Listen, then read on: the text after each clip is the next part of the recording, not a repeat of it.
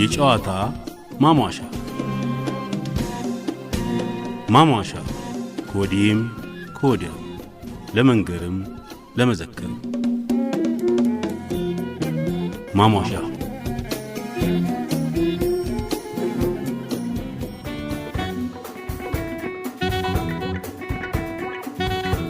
የኢትዮጵያ እውነተኛ አገልጋይ ጎህ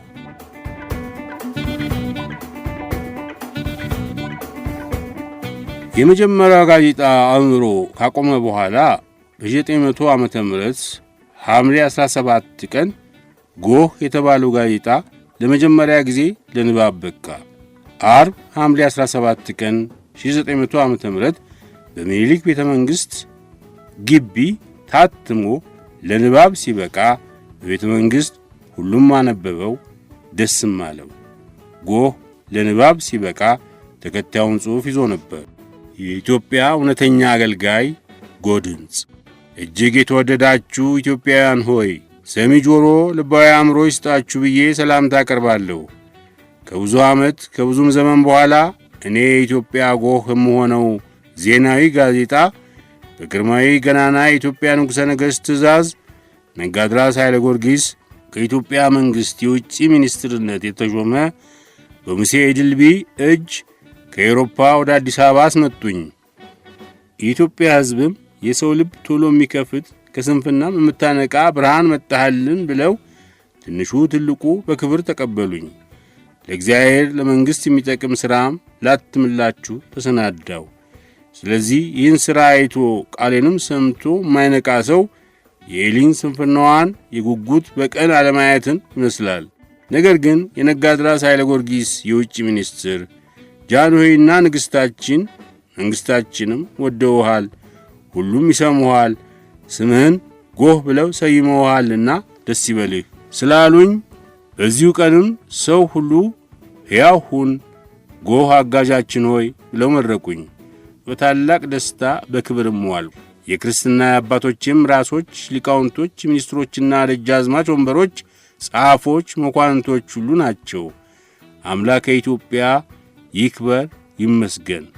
በአውሮፓ፣ በእስያ፣ በአሜሪካ፣ በአፍሪካም በአውስትራሊያም ከእንቅልፋቸው አንቅቼ በእውቀት እስከ አየር እንዳደረስኳቸው ዛሬም ወደ ኢትዮጵያ እጆቿን ወደ እግዚአብሔር ከምትዘረጋ አገር ያወጣኸኝ ዕድሜ ለሚኒሊክ ሰራዊት ብዬ እጸልያለሁ።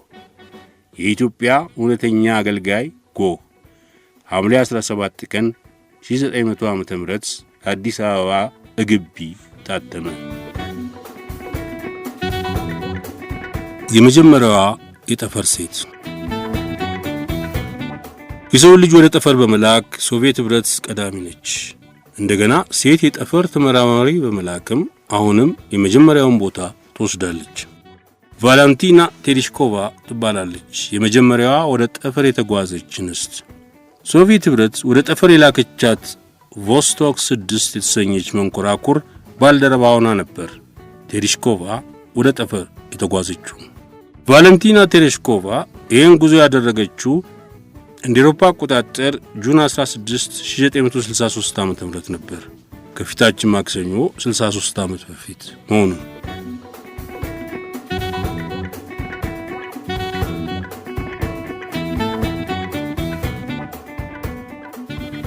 የማካርቲ ግርግር በአሜሪካ።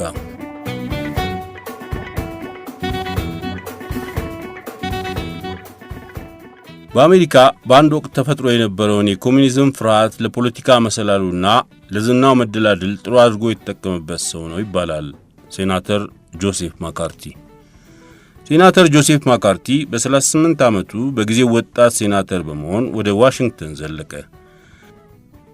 ከዚያ በኋላ ነበር የወቅቱ ታላቁ የአሜሪካ ፍርሃት የነበረውን የኮሚኒዝም ጥርጣሬ ከሚገባው በላይ እያጦዘ የፖለቲካ አገልቢያው አለንጋ ያደረገው። ፌብሩዋሪ 9 1950 በዘመን አውሮፓዊ ይህን ጉዳይ ባነሳበት ንግግሩ ዩኤስ ሴክሬታሪ ስቴትስ ዲን አችሰን በስቴት ዲፓርትመንት ውስጥ ያሉ 205 ኮሚኒስቶችን ያቃል ብሎ ከሰሰ። በኋላም የስቴት ዲፓርትመንት ኮሚኒስቶች ብሎ 57 ሰው ስም በማንሳት ምርመራ እንዲደረግባቸው ጠየቀ። ብቻ ምን አለፋችሁ ማካርቲ ኮሙኒዝምን ይፈራ የነበረውን ሀገር ፍርሃቱን በማባባስ በዚህም በዚያም አንጠረጠረው። በተጠርጣሪዎች ላይ ምርመራ የሚያደርግ ኮሚቴ ተሰየመ። ማካርቲም የራሱን መርማሪ ቡድን ቀጠረ። ሀገር በማንጠርጠሩ ይሳካለት እንጂ ማካርቲ አንድም ኮሙኒስት መሆኑን ያረጋገጠበት የስቴት ዲፓርትመንት ሰራተኛ የለም። በማካርቲ ዘመን ሀገር ለቀው የተሰደዱ፣ በምሬት ራሳቸውን የገደሉ፣ ቤታቸውን በትነው የአልኮልና የሱሰኛ የሆኑ ብዙ ታላላቅ አሜሪካውያን ነበሩ። ቀላል ሰው መሰላችሁ እንዴ? ያን ጉዳይ ይበልጥ ያባባሰውም በዘመኑ አዲስ የነበረው ቴሌቪዥን ብርቅ ስለነበረም ነበር። የማካርቲ ግርግር የቴሌቪዥንን ዋጋ እንዳደራ ሁሉ ቴሌቪዥንም የማካርቲን ጉዳይ ያራግበው ገባ። ማካርቲ እዚህም እዚያም ሰውን በኮሙኒስትነት እየጠረጠረ ያስመርጅ እንጂ በማንም ላይ መረጃ ማግኘት አልቻለም። በ1952 ማካርቲ ራሱ በሴኔቱ ፓናል እንዲመረመር ተደረገ። ይህም ፓናል በማካርቲ የምርጫ ዘመቻና ታክስ አከፋፈል ላይ ትክክለኛ ያልሆነ አፈጻጸም እንደነበረ ሪፖርት አድርጓል። ነገር ግን በ1952 ዘመን ምርጫ እንደገና ተመረጠና ራሱ ማካርቲ የዚህ የሴኔቱ የምርመራ ቡድን ሊቀመንበር ሆነና ጉልበት አገኘ። የዚህ የኮሚቴው አባላት የነበሩት የዲሞክራት ፓርቲ አባላትን አስቆጥቶ ከምርመራ ቡድኑ ራሳቸውን እንዲያገሉ ከማድረጉም በላይ ፕሬዝዳንት የነበሩትን ፕሬዝዳንት አይዘንሃወርም የኮሙኒስቶች ሼልተር ወይም መደበቂያ ሆነዋል በማለት በመክሰስ አስቆጣ። እንደ አውሮፓ አቆጣጠር በ1953 ማካርቲ በአርሚ ሲግናል ኮርፕስ ምርመራ አካሄደ። በዚህ ምርመራ ማካርቲ በጀነራል ራፍል ዙዊከር ላይ ያደረገው ስነ ምግባር የጎደለው አቀራረብ ደጋፊዎቹ ወደ ማካርቲ ፊታቸውን ባሉታ እንዲያዞሩ አደረጋቸው። ይህንንም የሲቢሲ ቴሌቪዥን አሳደገው። በተለይም ሲኢት ናው የተሰኘው የኤድዋርድ ሙሮ ፕሮግራም ጸረ ማካርቲ ነበር ማለት ይቻላል። በመጨረሻም ማካርቲ ተወቅሶና ተዘልፎ የሴናተርነት ስልጣኑን አላገባብ ተጠቅሞበታል ተብሎ ተከሶ በሴኔቱ ውስጥ ማንም የማናግረው ባይተዋር ሆነ።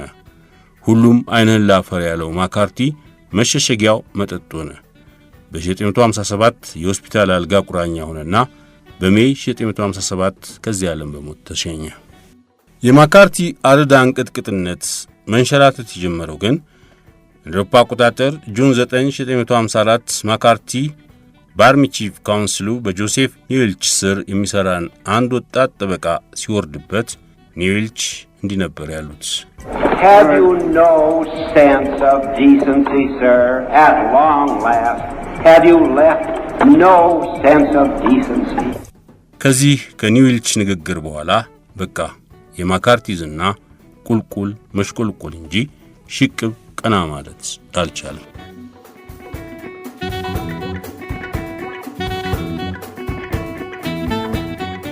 ዛር ኒኮላስና ቭላድሚር ሌኒን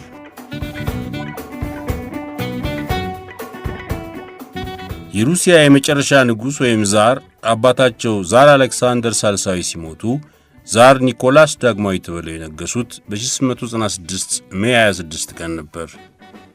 130 ዓመት አለፋቸው። ዛር ኒኮላስ ዳግማዊ የሩሲያ ንጉሥ ሆነው ለ21 ዓመታት ከገዙ በኋላ በ1917 በቭላድሚር ሌኒን የተመራው የቦልሼቪኮች አብዮት እኚህን የመጨረሻ ንጉሥ ወይም ዛር ገልብጦ ሌላ መንግሥት መሠረተ።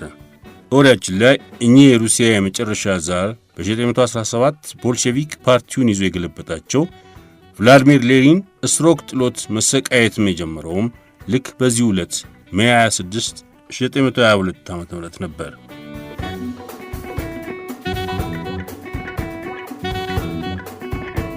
ለሞዛር ኑዋር ብላክ ሞዛርት ወይም ጥቁሩ ሞዛርት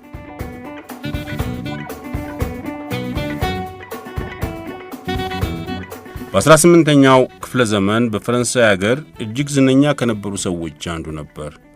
ከአንድ ፈረንሳዊ መኳንንትና ከአንዲት አገልጋይ ባሪያ ጉድሎፕ ውስጥ የተወለደው ጆሴፍ ወደ ፓሪስ አቀና።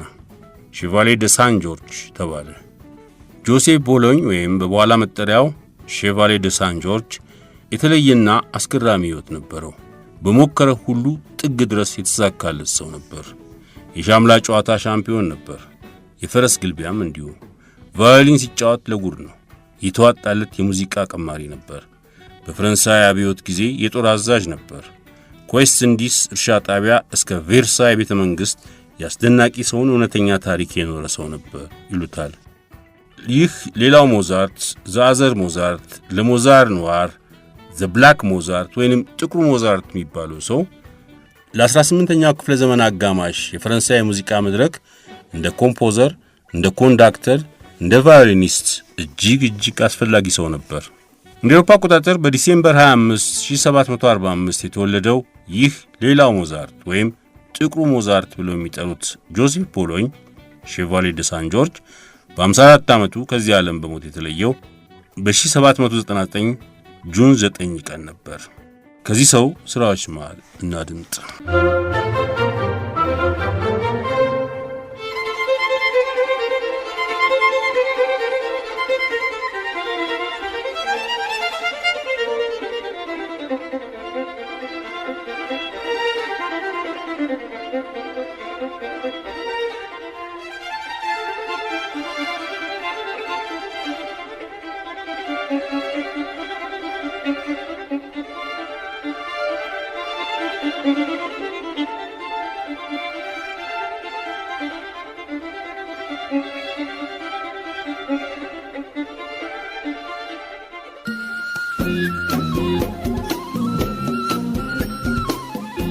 የጨዋታ ማሟሻ